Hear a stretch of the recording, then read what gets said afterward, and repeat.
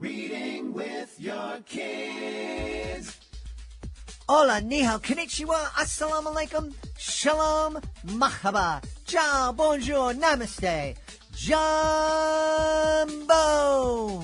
Bienvenidos. Hey, my name is Jedley. Welcome to Reading with Your Kids. We are coming to you from the beautiful, wonderful, historical neighborhood of Reedville, located in the southwest corner of Boston, Massachusetts. We are so very honored and absolutely delighted that you join us in our mission to help all families grow closer through reading. We do that by sharing fun, thoughtful, and thought-provoking conversations with fascinating people who just happen to be writing books for kids of all ages. You can join us in that mission by telling all of your family and friends that they can hear us on the WREB AM/FM 24/7 radio network, and they can find us on the iHeartRadio app, on Good Pods, Spotify, Apple Podcasts, Amazon Music, Podcast Addict, CastBox, Player FM, wherever you find your favorite shows. We have an absolutely wonderful show lined up for you today. Julie Winterbottom will be returning to the show to celebrate magic and a drop of water, how Ruth Patrick taught the world about water pollution. We'll also be speaking to Doris Dumrauf. She is here to celebrate Mallard Has an Adventure. And we'll also be taking a listen back to a conversation we had with the creator of Author, Marc Brown. Hey families, would you like to share a miracle with your kids? At the Wolf Conservation Center, hope was fading. The endangered Mexican wolves dreamed of a pup, but none had come. Until one tiny miracle changed everything. Meet Trumpet, a real-life wolf pup whose incredible birth brought joy, hope, and a lesson in conservation. Trumpet the Miracle Wolf, written by Leocadia George, is a heartwarming true story that will inspire your whole family. Teach your kids the power of hope, love, and protecting endangered species. Get your copy today and join the wild adventure. The last time our guest was on the podcast, we had a fantastic time. We're going to have a fantastic time today. Coming to us from New York, our guest is here to celebrate magic in a drop of water, how Ruth Patrick taught the world about water pollution. Please welcome back to the show, Julie Winterbottom. Hey, Julie, how are you? I'm great, and I'm happy to be back on Reading with Your Kids. It's such a wonderful podcast. Oh, thank you so much. You're so very kind. What an important subject. We weren't always aware, obviously we weren't always aware of what we were doing to our rivers and streams and ponds and ocean. Exactly. I mean, it can be hard to believe that if you're a young person and you hear about pollution all the time and you're quite aware of it. But when the subject of my book, an ecologist named Ruth Patrick, was doing her groundbreaking work in the 1940s, the general public had no real clue about the toxins that were spewing into rivers and streams. It just was not well known. And so she was instrumental in studying what the effects were and also bringing it to the attention of the public. And she's been compared to Rachel Carson for her influence on awakening people, scientists and the public, to water pollution. But that was a long time ago. And she was kind of the first, or one of the first.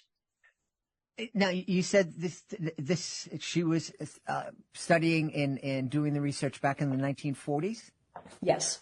So here in America, we were dumping gross stuff into our rivers and streams from all the mills and factories that powered their buildings through the water power for a couple hundred years. Yeah. I mean, it was paper mills and steel mills and coal mines and tanneries and distilleries and milk plants. It was just every kind of industry was just freely dumping. And there was also a lot of oil ending up in rivers. And there was a famous incident in a Ohio river where the river actually caught on fire. There was so much so much oil on the surface. So I mean, I'm imagining you could smell the stuff, but people weren't connecting what's in that water is affecting every organism in the water, and it's leaching into my drinking water. Like, it just was not understood. Yeah. How were her revelations welcomed back when she was letting the public know what we'd been doing? That's a great question. It's an interesting part of the story. So it's not that nobody was aware of water pollution. The oil industry and a company called the Atlantic Refinery Company was aware, uncomfortably aware, that there was a problem. But they weren't publicizing it. They were sort of doing their own internal studies. And what's interesting is that someone who worked for that company, who genuinely cared about the health of rivers and streams, heard Ruth Patrick give a talk at a conference. And she was talking about these microscopic algae called diatoms, which was the subject of her life's work. And she was talking about how sensitive they are to every chemical in the water, meaning that some of them can live when there's salt and others can't. And some can live when there's a particular pollutant and others can't. And he listened and he thought, maybe her work and she can help me measure pollution. So initially, the two of them were interested in the same thing. And she kind of ruffled some feathers by working with industry at a time where many research scientists thought you had to be completely pure and just do your research and not get engaged in practical problems. So, interestingly, her work was welcomed. I mean, some fellow scientists were critical of her for what she did, working on applied science and working with industry. But there was a real need for a better way of measuring pollution in streams and rivers. And she really developed that. And so it was welcome. And, she didn't write a book the way Rachel Carson did. Her famous book, Silent Spring, made her famous in the general public. And Ruth Patrick never did something like that. So she wasn't that well known. But I think in general, her findings were welcomed because they gave other scientists and industry a tool for measuring pollution. And they really needed that. Wow.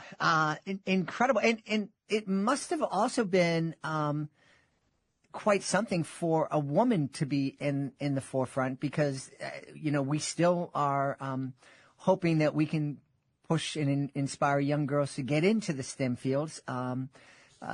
80 years ago, did I do my math? Yeah, I think 80 years ago, I'm sure it was even more difficult. Absolutely. I mean, she was very rare. She was one of the only women in her field, which was botany. That's what she got her PhD in. And I think it was a struggle, and she encountered a lot of resistance. It wasn't really a job, it was a volunteer position, was at the very famous Academy of Natural Sciences in Philadelphia, which was home to lots of research scientists.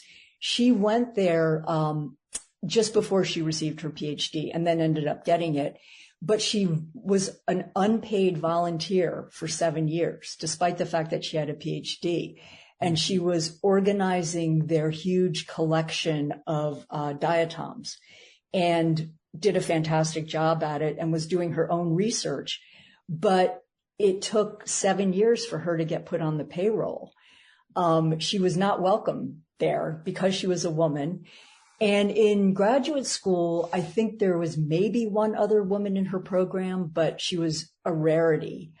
What I found interesting about her story is that her father had a huge amount to do with the fact that as a girl, she sort of had the ambition of becoming a scientist and the confidence to do it, even though there was so much prejudice against her. Her father was a really interesting man. He was trained as a lawyer. He was a wannabe scientist. He never went into science, but he was an amateur naturalist.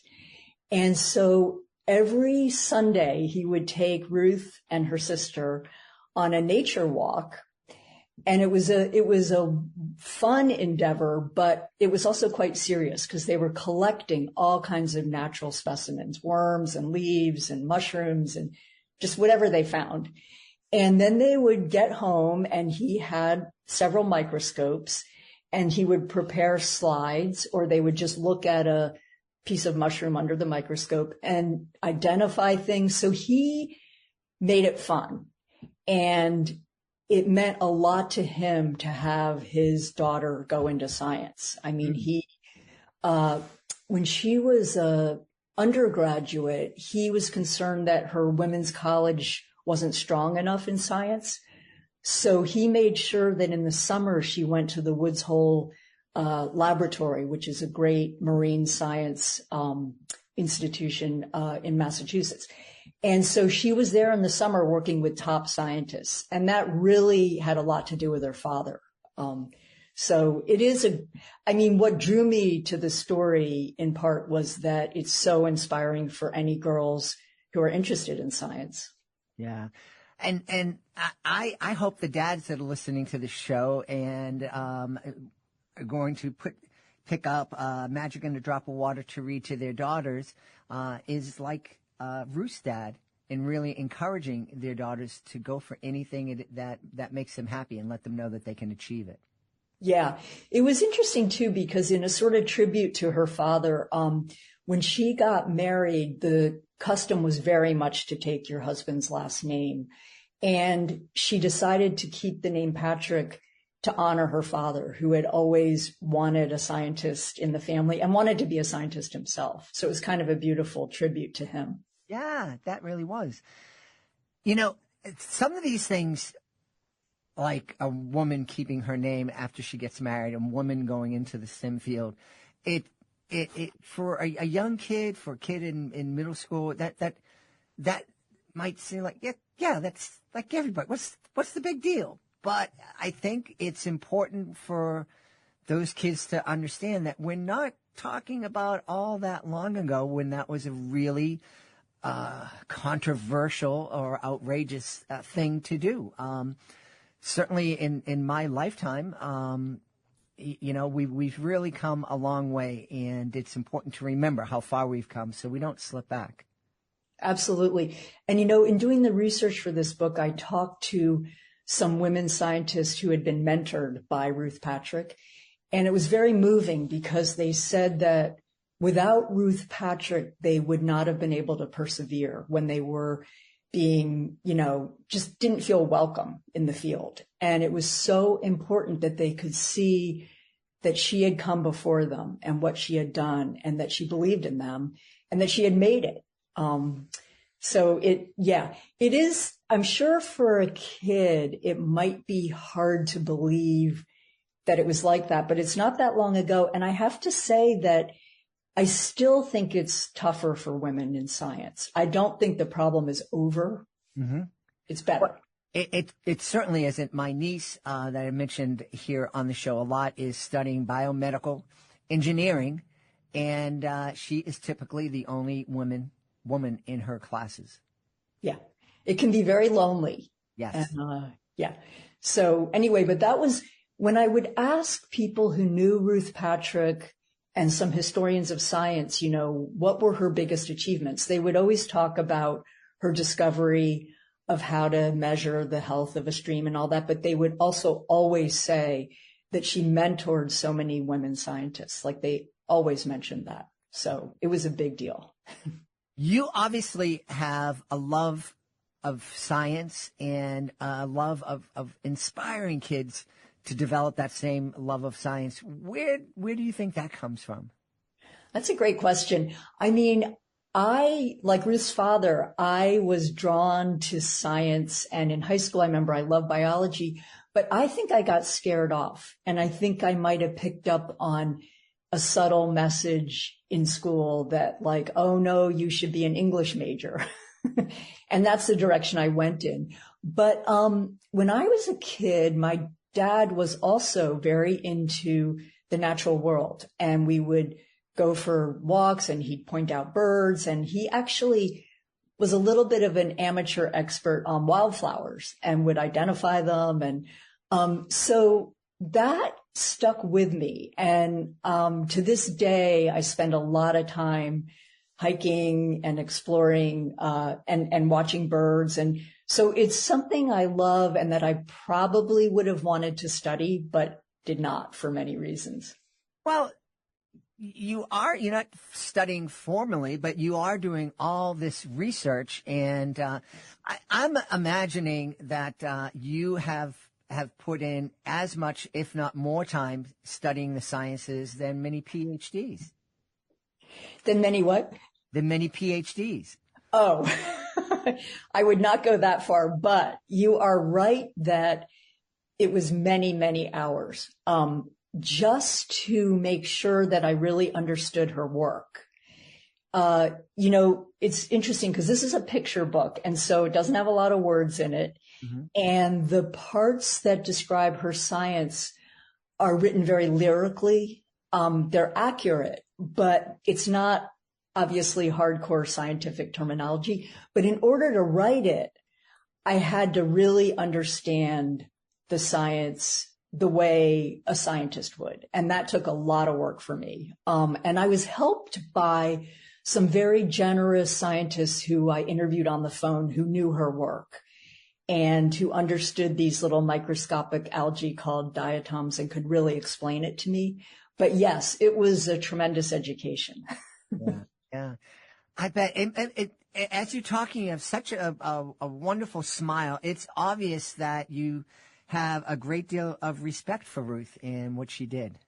I do.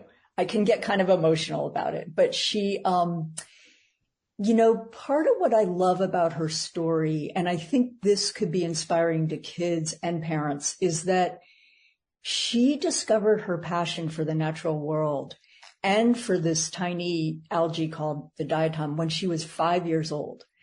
And so she had gone on one of these nature walks. They had collected some pond water. Her father back home created a little slide and they looked at it under the microscope and she could see these beautiful sort of glass-walled, single-celled algae. And they're gorgeous. They're like snowflakes. And so she became entranced by not only the diatoms, but the idea that there are all these hidden wonders in nature. And what I love about her story, especially for kids, is that she took that 5-year-old delight and it became her career. And she never lost that spirit, that excitement, that enthusiasm.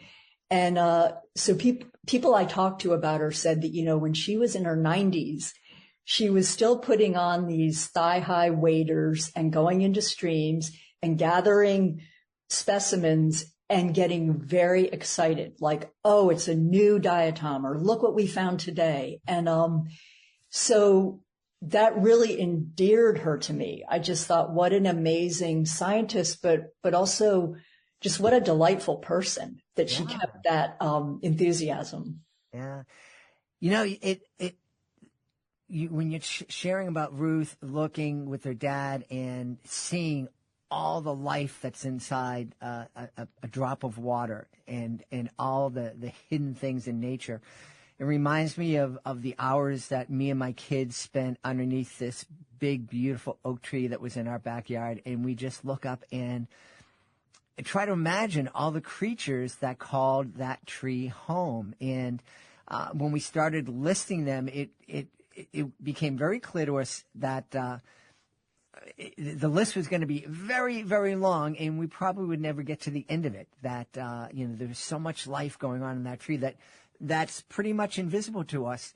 I think I know for me that was something kind of sharing that wonder with my kids was really amazing and helped them develop a curiosity, helped me become more curious about our surroundings. So I'm imagining that could be a great activity for families to do, is to just start being more aware of all the life and all the nature that surround them. Absolutely. And, listening to you, it's reminding me of another thing I love about her story and the kind of activity that you just described is that it's the total opposite of being on the screen. It's being with your kid outside without any distraction, without a, I don't know. I mean, screens aren't all bad, but they are bad when they replace being in nature and I think appreciating the natural world. And so what you just described is exactly that. And it's what Ruth and her father did. It's what I did with my dad. And it's not that hard to do. You don't have to live near a huge forest. You can do it in your backyard. You can do it if you live in the city and you have a couple pots of plants on a fire escape or on a patio. You can still examine what's happening there and have that feeling of wonder. Yeah. How did you discover Ruth? Interesting question. So I had written mostly humorous books for middle grade kids up until this point. And I kind of knew I wanted to write a picture book, and I hoped it would be a biography of a woman scientist. So I was reading a book of short articles about women in science, and I landed on the one about Ruth Patrick. And the second I saw that she had discovered her life's work when she was 5 years old, I just said, this is the person I want to write about. And then what was interesting is that, she did such pioneering work, but there are no books about her. There's no book for adults about her. There are articles, she won major prizes, and that's been written up, and there was a huge obituary of her in the New York Times, all of that, but no books about her. So that also kind of excited me, like I'll be the first. Yeah. Very cool. When you're doing research, how do you approach research, especially as a writer of picture books and books for kids? You want to get that information, but you also need to distill it to a 3, 4, 5, 6-year-old. How does that work for you? That's a great question. I wish you could see the files on my computer of all the articles, many of them academic, that I really struggled through. But I kind of gathered everything I could find. And then I was overwhelmed with the amount of information. And also because she lived to be, I think, 105, and she worked up until she was 100. It's a very long career, and she did an awful lot. And I was really overwhelmed with what part of her story do I tell? And so one thing that helped was a friend of mine said, why don't you try writing what you want to say about her as a poem? And that will force you to really distill it into the things that seem really important to you or really interesting. So I did that. It was not the book. It was just an experiment, but it really helped me narrow down what I would talk about. And the other thing that helped is I talked to an historian of science, who was then at Johns Hopkins University, who knew Ruth Patrick's work. And I was able to explain, look, I'm writing this for kids, like for 6, 7, 8, 9-year-olds. What do you think is the essential story? And she was very helpful. Together we sort of distilled it, but it's a huge job when you look at a career in science and you want to turn it into a picture book. Yeah. Oh, well, absolutely. And in the back of your mind, is this, you're writing a book for kids in that 5, 6, 7-year-old age range, kids who are the same age as Ruth was when she discovered her life's passion. Is there something in the back of your mind saying, wow, a kid who reads this may discover that their passion? Totally. Absolutely. In fact, when the editor who ended up buying the book, when she talked to me before making the contract about why she wanted it, she wanted it because of that message of the thing you're passionate about when you're 5 years old could become your life's work, not necessarily in STEM, in anything. So, you could just love cartoons when you're 5 years old, and you could spend all day drawing them, and who knows, where that could lead you. But I think sticking with that early passion can be so fruitful, if you're allowed to do it. Yeah. Is there a figure in history or sciences that you are really looking forward to researching and writing about in the future? Wow, that's a great question. There is a scientist. Her name is Rita Levi, and I can't remember her last name. It's Italian. And she lived in Italy and studied, she did a lot of work that led to important discoveries in cancer treatment. But what I love about her story is that during World War II, she was hiding with her family because they were Jewish, like in the basement of a house, and she was continuing to do her science experiments there and managing to get materials in all kinds of like secretive ways. And that story sort of captivated me. I'm still trying to find out more about her life and her science, but that's something I'm interested in. Awesome. Well, I'm interested in finding out where we can go to find out more about Magic and a Drop of Water and find out more about you. Okay. Well, my website is juliewinterbottom.com. And the book is on all the online outlets, Barnes & Noble, Amazon, everything. And the publisher is Rocky Pond Books, which I think is the perfect name for an imprint for this book. And that's part of Penguin Publishing. So you can also go to the Penguin website. Well, that is wonderful. And we always encourage our listeners to support their local bookshop, their local indie bookshop. You can go in and ask them to order it. And we also really encourage families to go to their local library. Even if you have your own copy of the book, go to the library and ask if they could put it on the shelf. You can say, hey, I read this book. It's amazing. My kids love it. It will be inspiring. It should be here. And that's a big help to your neighbors, and it's also a big help to Julie. I love that idea because it makes me think of all the kids, and especially the girls, who might encounter that book in the library who would never have seen it. Yeah, absolutely. We've had a great time speaking to the author of Magic and a Drop of Water, How Ruth Patrick Taught the World About Water Pollution. It's a brand new picture book from our guest, Julie Winterbottom. Julie, thanks so much for being with us. Thank you so much. It was great talking to you. This episode of Reading with Your Kids is brought to you by We're Going to the Dinosaur Forest, written by Marie Nichols. Marie Nichols was recently on my Connecticut Book Festival's podcast, and what a delightful woman.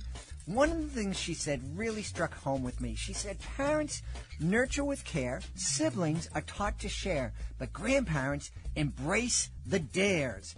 We're Going to the Dinosaur Forest is a colorful, fun-filled book where this grandmother dares to embark on a wild journey with her grandson into the dinosaur forest. It's available on Amazon. It's also available on bookshop.org. You and your kids and you and your grandkids are going to love this book. It's We're Going to the Dinosaur Forest, written by Marie Nichols. Join us right now from Martha's Vineyard in the beautiful state of Massachusetts. Our guest today is, well, he needs no introduction. He's here to celebrate his latest book in the Author series. It's called Believe in Yourself, What We Learned from Author. Please welcome to the show, Marc Brown. Hey, Marc, how are you? Good to be here. Nice to meet you, Jed. So nice to meet you, too. I was sharing with Marc before the show. Regular listeners know we've had LeVar Burton on the show, Katie Camello, Brad Meltzer, all these New York Times best-selling authors, Karen Parsons, formerly of the Fresh Prince of Bel-Air. My wife, oh, that's kind of cute. Yesterday, in preparation for the show, Believe in Yourself was sitting on the kitchen table. She came in and she said, are you having Marc Brown on the podcast? Oh, my goodness. That's so cool. You've been a part of her classroom and so many other classrooms for decades. That's what a testament. Yeah, it's one of my very favorite things to do is to talk to kids at schools. I love their honesty. I was visiting a school one day, and the teacher had this really cool assignment. She had asked the kids, if you were a bumper sticker, what would it say? And I thought, wow, this is, okay, let me think about this. All right, I've got it. My bumper sticker would say, I like all kids and some adults. I think I'd like to buy that sticker from you. I think of kids as my boss. Mm-hmm. I got fired from several jobs before I found the right one. And I feel great going to work every day out to my studio. I have the best job for me I could ever imagine. Yeah. So, I do think of kids as my boss, and I want to keep my job. And you've kept that job. As I understand it, you created Author back when I was graduating high school, back in the 70s. Yeah, okay. Yeah. Keep it coming. Just keep making me feel so old. Well, I mean, I was getting out of high school. So. Well, talking about feeling old, but grateful at the same time. This book, when I started thinking about, the whole thing came as a way to celebrate 45 years of books, Author books, 25 years of the television show now. And, what can I do? And so I wanted to craft a book where I could talk to both the adults who grew up with Author, who are now parents and reading Author books to their kids. And so it was a new experience for me. Yeah. And this certainly is a great book for all ages. I remember, I was mentioning high school, I remember when I graduated high school, one of the gifts that I got was a tiny little book called Everything I Needed to Know in Life I Learned in Kindergarten. And, yeah, I remember that book. Yeah, and I turned to my dad and I go, so why am I going to pay for college if I already learned everything? But this is a great book that has lots of wisdom in it that I think would be a really sweet graduation gift for somebody getting out of high school, getting out of college. Yeah. It's surprising how touching giving an adult, a picture book can really be moving. Yeah. I recently started talking to kids in college, and I was kind of nervous about what kind of reception I would get. And they are the best audience ever. It's like it takes them back to their childhood and to this place that's warm and comforting and exciting. And so it was a real surprise. Sometimes when I go to a school where many grades are in the same building, a K through 8, or even up through 12, I'll be talking to kids in the library, and I notice all of these 12th graders kind of coming over and lurking close to us. So it's fun that Author still connects with people of all ages. Yeah. So what was the inspiration? What was that spark that brought Author to life 45 years ago? Losing my job.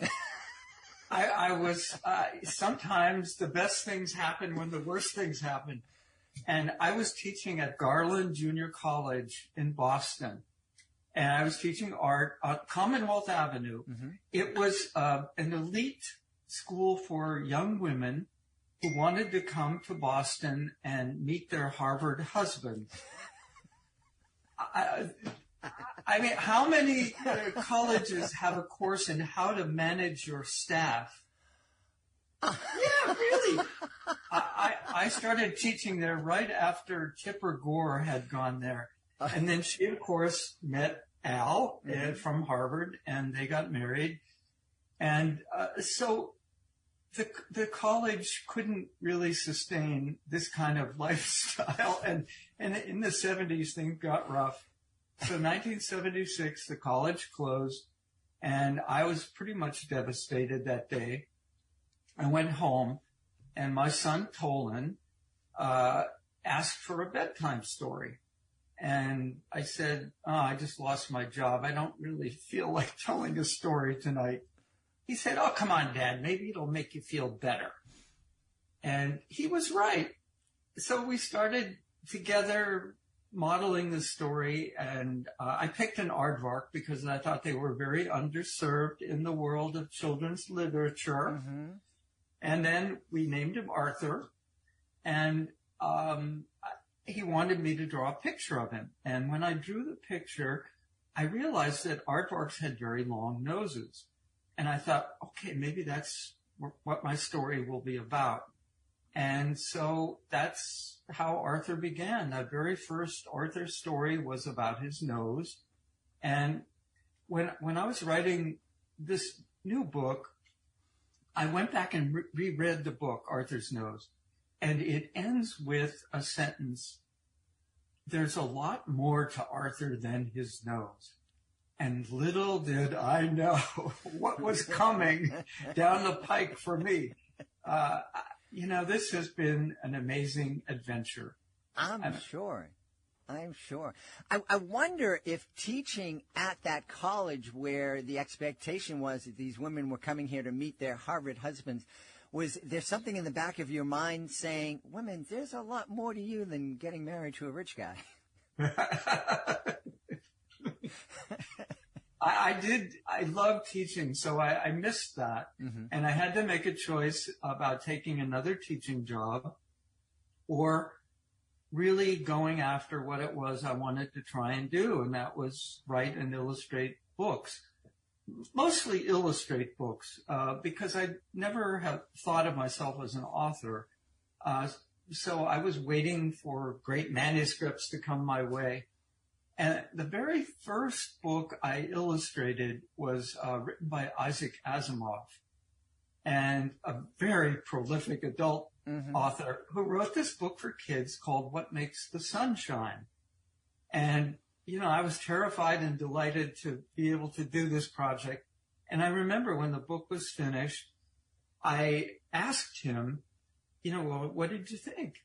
And he said, well, I didn't know what to think at first. And then I reverted to a 6-year-old and I thoroughly enjoyed it. It's great that he could do that, isn't it? Absolutely, yeah. We should all be able to revert to 6-year-olds so quickly. Well, I think that's one of the things that you've created. You've created this tool that's going to help lots of 12th graders and college kids and moms and dads kind of remember what it was like being 6 years old, reading, having Arthur being read to them. Yeah. Well, I used to be terrified of talking to large groups of people, and I started imagining them as 6-year-olds out there in the audience, and I felt a lot more comfortable, and that really helps. Mm-hmm. Rather than the underwear thing, where you're imagining everyone in their underwear. That's what it's got. I've been performing educational magic shows for 30 years. I never. Really? Yes. Oh. I never imagined my audience in their underwear. That would have been inappropriate. But I think there's something about that age, 6 years old.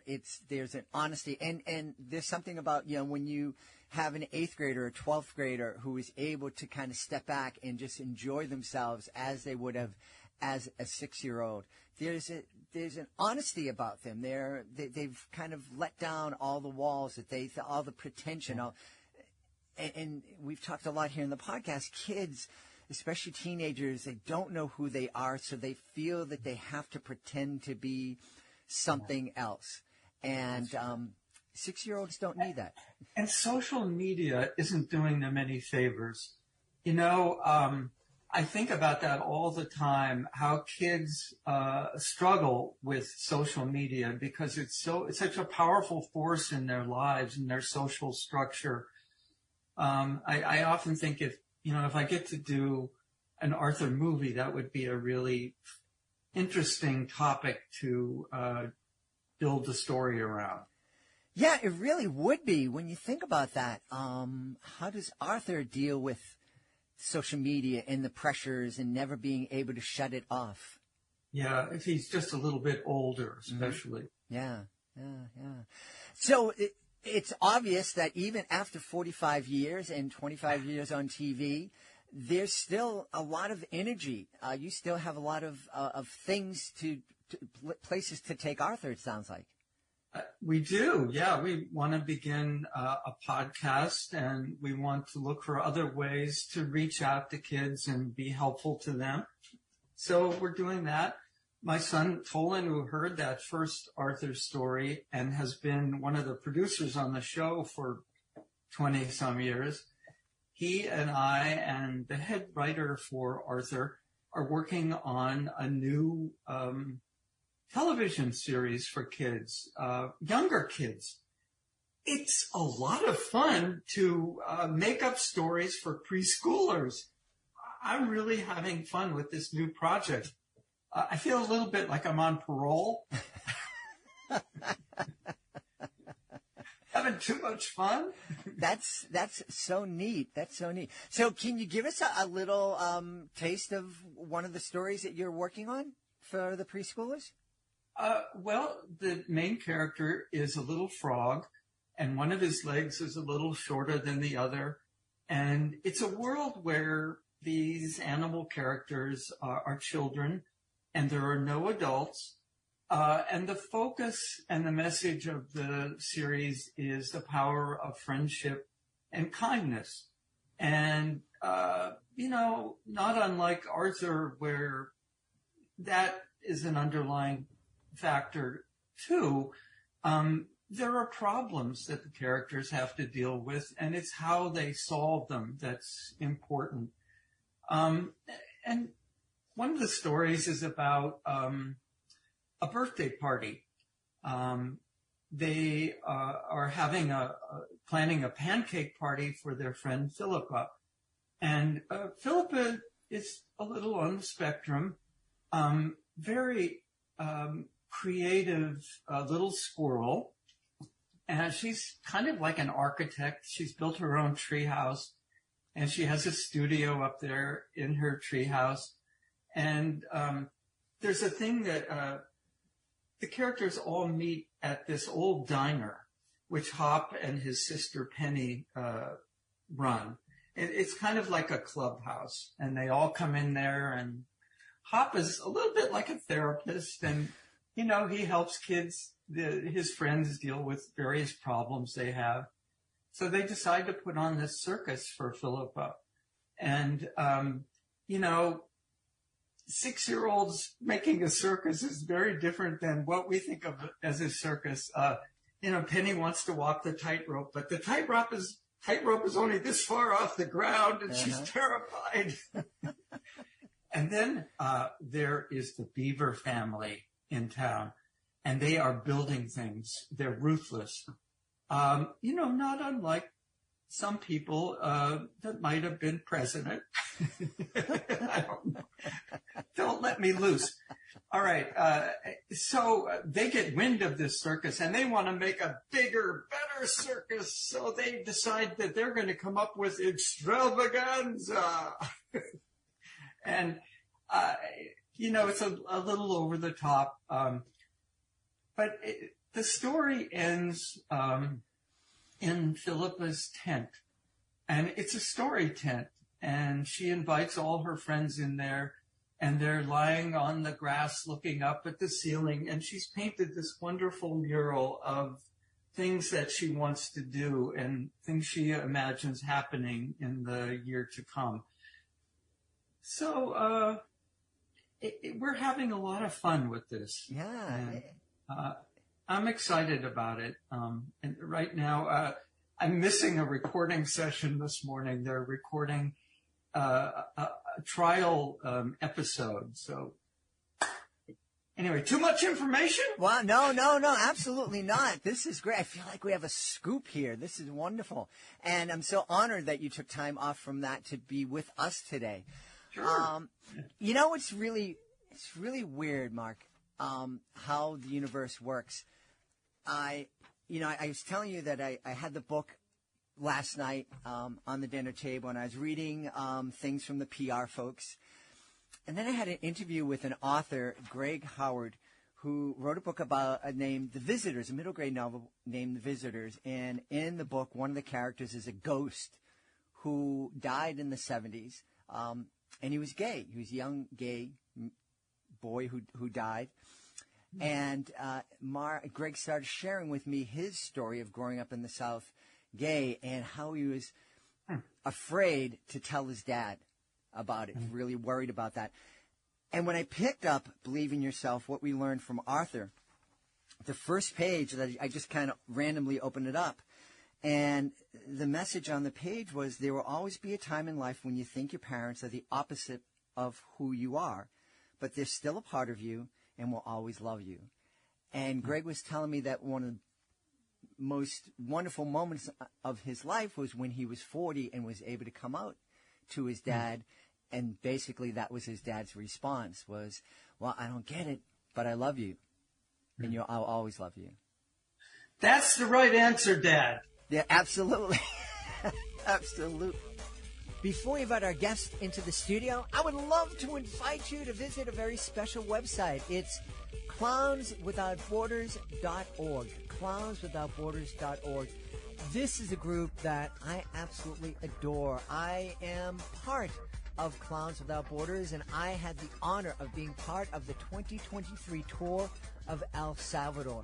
I had so much fun joining with artists from all over the world to bring a smile to people who really needed it and really appreciated it too.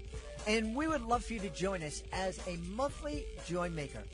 The Joy Makers, they're a family of people just like you who love to laugh and make other people feel good.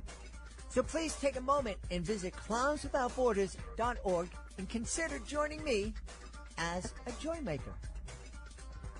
Join us right now from the beautiful state of Pennsylvania. Our guest is here today to celebrate her beautiful new picture book. It's called Mallard Has an Adventure. Please welcome to the show, Doris Dumrauf. Hey, Doris, how are you? Hi, I'm fine. And you? I'm wonderful. A little bit cold here in Reedville today. A little bit of snow. It's really weird. I don't know if you notice this, Doris, where you live, but I tell you, we woke up this morning. There was no snow. At 9 o'clock, started to snow a little bit. They think maybe we'll get 4 inches, and then they canceled all the schools. I just don't understand it. It's not like when I was young. So tell us, Doris, about Max Mallard and his adventure, please. Well, it's actually the 4th picture book I have published. I started out with Create Your Own Backyard Wildlife Habitat, which came out of our love of gardening with native plants. And then I began to give presentations to garden clubs and libraries and civic groups about that. And then I moved on to write Common Backyard Birds, about the birds I photographed in our backyard, followed up by Life in the Wetland. And then I started photographing birds in a local county park that has 2 lakes and a new wetland and lots of opportunities to photograph birds I did not see at home. And then over a while, I realized I had a lot of mallard duck photos. And one photo I loved in particular was a young duck that it looked like it's paddling furiously. You could see its orange feet above the water. And that photo inspired me to write a book about that duck. So I set out over a couple of years photographing mallard ducks, especially the young ones.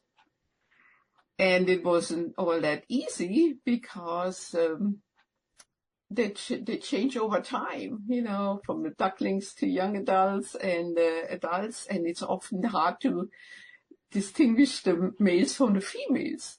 I have a friend who's an ornithologist, and I sent him lots of photos.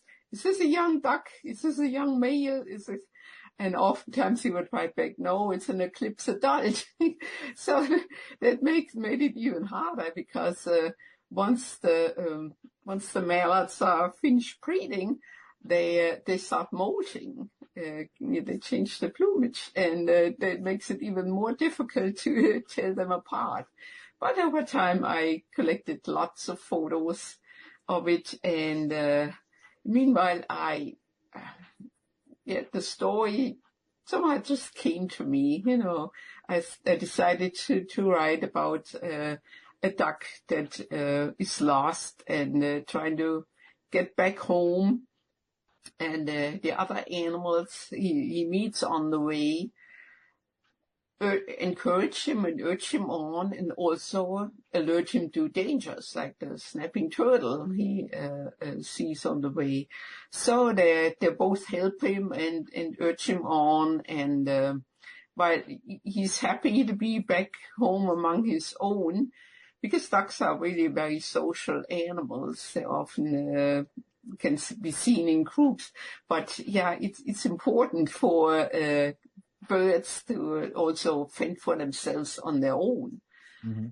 So when he gets lost or separated from his mother, I want the children to think, well, did she did she not leave on purpose? So he will finally go on his own, or did they really get separated? So that's kind of the mystery in it. But yeah, I sent the story to my beta readers, and they gave me some tips, and then I hired a designer who really did a great job in designing the book the way it is, and wonderful. How it came about. That's quite a departure from the other books that you had created. How did it feel creating this work of fiction? Well, I already had 2 adult novels under my belt, so writing fiction wasn't totally a new area for me. But I had also studied some books by photographers that had stories, and one book I liked was by a couple of photographers. They wrote mostly about the deer they encountered in the winter, and wrote a cute story about that. I studied a couple different photographers and how they wrote a story with real photographs, because it's not that easy. You have to have the right photographs to complement your story. It's a different difficulty than hiring an illustrator who can create illustrations that match your book perfectly. But writing fiction, wasn't entirely new for me. But you're right, it was a departure from the last 3 books where I had the animals talking to the reader in first person about what where they come from, what they like to eat, what habitat they like, and all, and addressing the reader directly. But I just thought I was ready to try something new. Yeah, you make a good point. Ducks don't always don't follow instructions perfectly, do they? No, not at all. Your other books sound really wonderful. I think your books that celebrate birds, especially birds that we can find in our neighborhood, I'm imagining that would be a a great starting point to encourage our kids to be creative, to notice things that are all around them, and to take out that little rectangular thing in their pocket that they usually use to just kind of waste time, and instead use it to take some pictures that they can turn into a little book for their family and for their own memories. Yes, during the pandemic, people became more aware of the birds in their neighborhood, and that's when this book really became popular. We should tell everybody, Doris, where they can go to find out more about Mallard Has an Adventure, and find out more about you and your other books. Yeah, my books are available at a website called Oakibees. That's OAKIEBEES.com, and on Amazon. Yeah, they're all on Amazon. Yeah, and locally around here in some gift shops. And you have a couple of websites. Where can people go to see some of the great photography that you've captured? Well, the photography is on my website called dorisdumrauf.com, which is DORISDUMRAUF.com. That's my photography site. And then I have another site called dorisdumraufauthor.com. That is really wonderful. Congratulations. And yeah, thank you.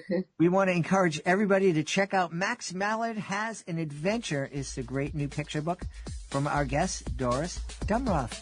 Hey, Doris, thanks so much for being with us. Yeah, thank you very much for having me. We hope you've enjoyed this episode of Reading with Your Kids and will join us for the next exciting episode of the show. In the meantime, please be sure to connect with us on social media, facebook.com/readingwithyourkids, at Reading With Your Kids on Instagram, and at JedleyMagic on X. We'd love for you to visit our website, readingwithyourkids.com. There's a contact button up at the top of the page you can use to send us a message. Let us know what you love about the show. Let us know what we could be doing better. And let us know who you would like to hear on a future episode of Reading with Your Kids. I want to thank the folks who made today's show so wonderful, starting with our guest, Julie Winterbottom. Please be sure to check out Magic in a Drop of Water, how Ruth Patrick taught the world about water pollution. Also want to thank Doris Dumrauf. Please be sure to check out Mallard Has an Adventure. And I want to thank Marc Brown for being on the show about 2 years ago. What a great guy. I had so much fun. Also want to thank my team, Fatima Khan, Chris Doherty, Rory Grady. I want to thank my beautiful wife for all the support she gives me. Most of all, we all want to thank you. Thank you so much for taking the time to join us today. And as always, thank you so very much for taking the time to make the world a better place. And you do that every time you read with your kids. I'll be looking for you in the next episode of Reading with Your Kids.